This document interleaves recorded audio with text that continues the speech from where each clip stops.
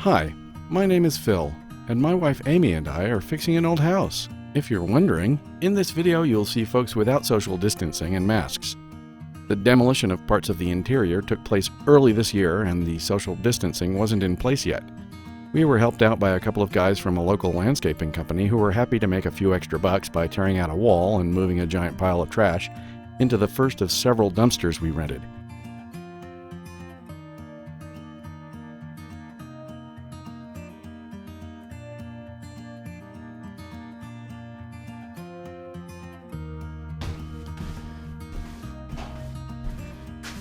So this wall's gone, and the built-in cabinets.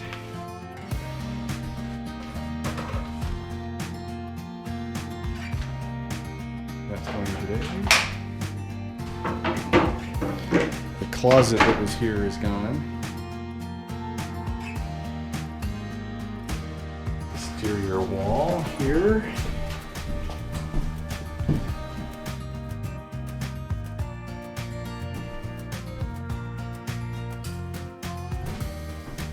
See the mouse hole there. And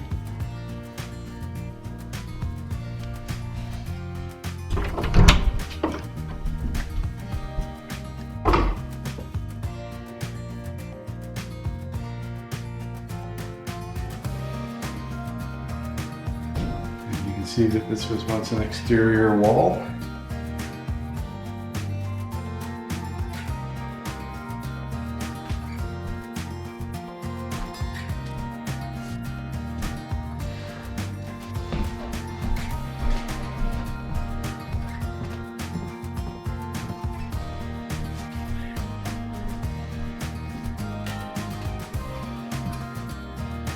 One day, and we almost filled the dumpster.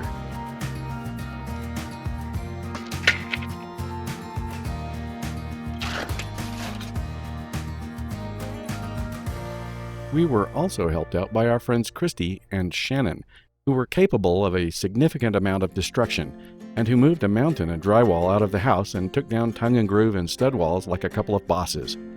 And the absolute demolition monster turned out to be Amy, who has an unlimited capacity for destruction.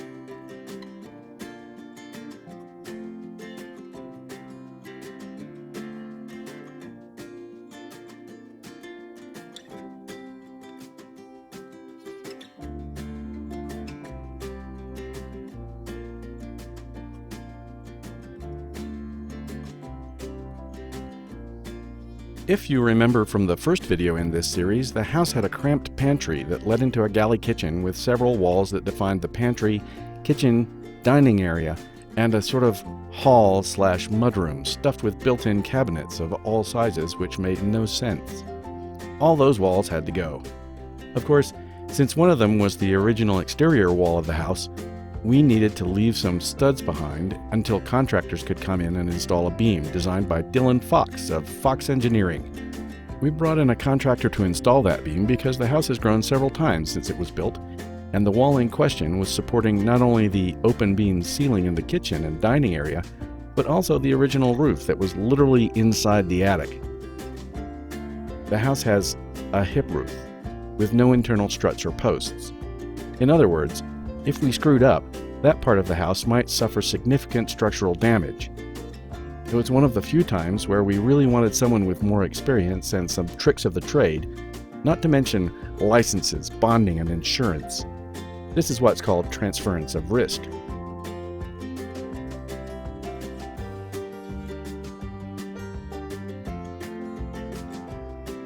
Amy started with the demolition of cabinets and old appliances in the kitchen.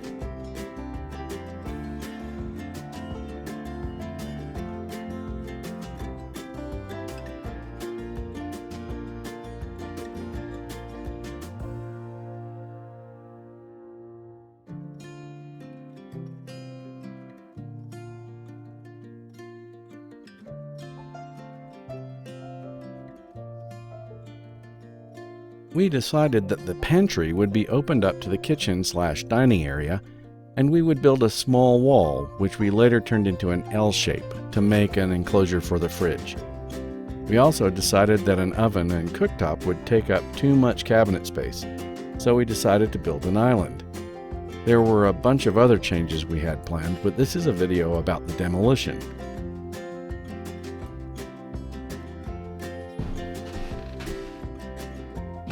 It's a shame, since we thought having an elevator would be really cool, but it simply wasn't safe.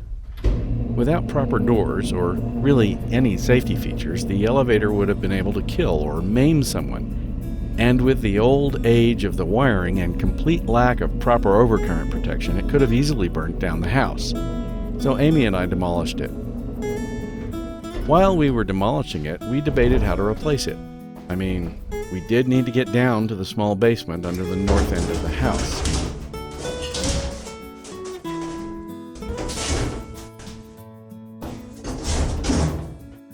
Go first. Because it gives a better view.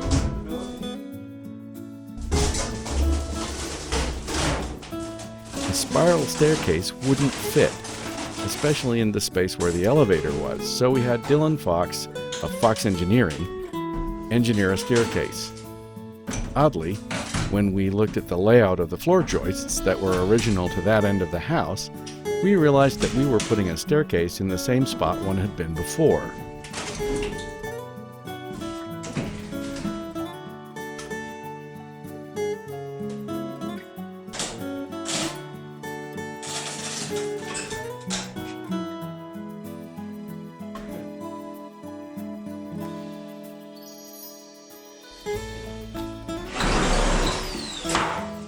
While we were demolishing stuff in the basement, the April snows were melting, and we figured out why all of the wood near the floor was rotten.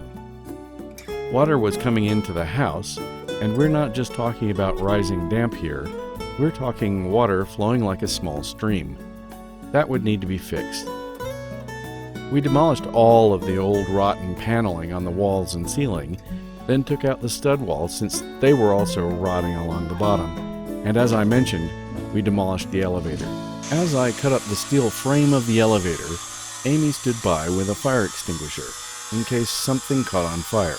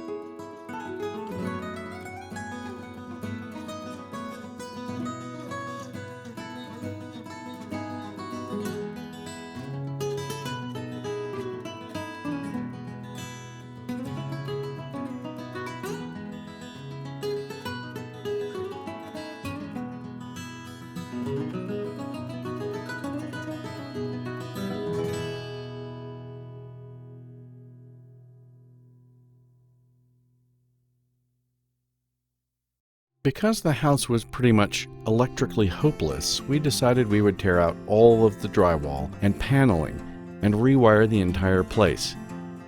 In the meantime, we were going to make a small part of the house livable and keep the spare bathroom operational until the rest of the house is finished. That meant trying to keep electricity on enough for a few lamps and phone chargers. Because of that, we were carefully checking every piece of wiring before touching it to make sure it was off. We demolished quite a lot of flooring, but before we did that, we had it tested for asbestos.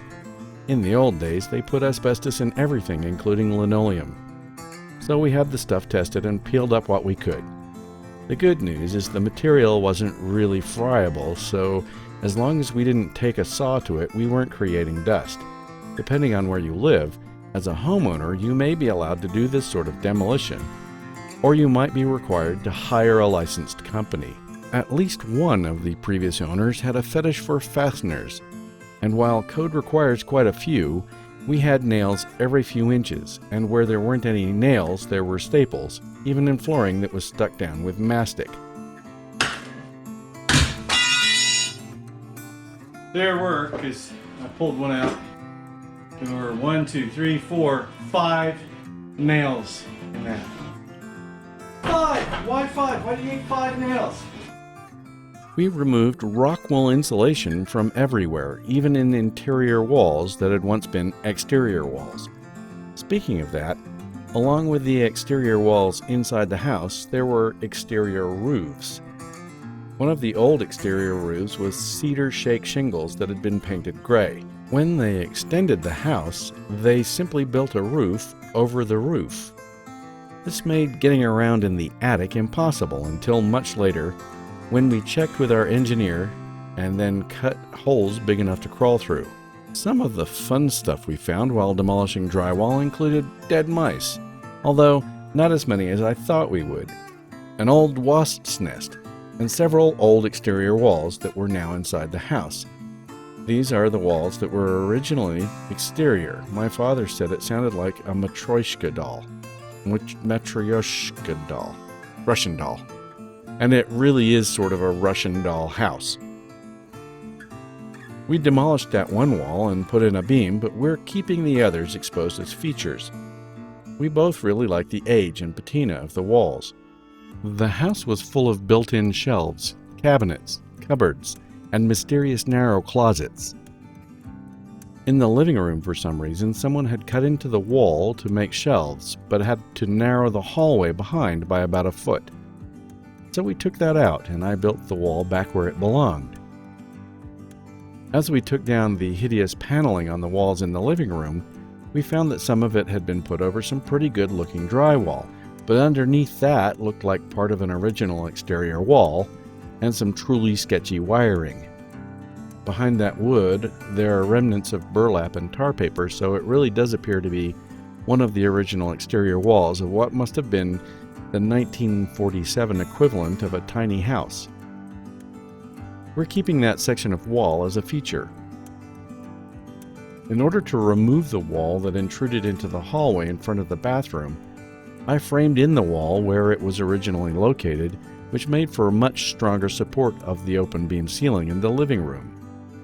When we pulled down the paneling above the fireplace, we found a bit of water damage, some very sketchy wiring, really bad brickwork, furring strips, and quite a lot of evidence that hot gases had been escaping through the brickwork into the wall.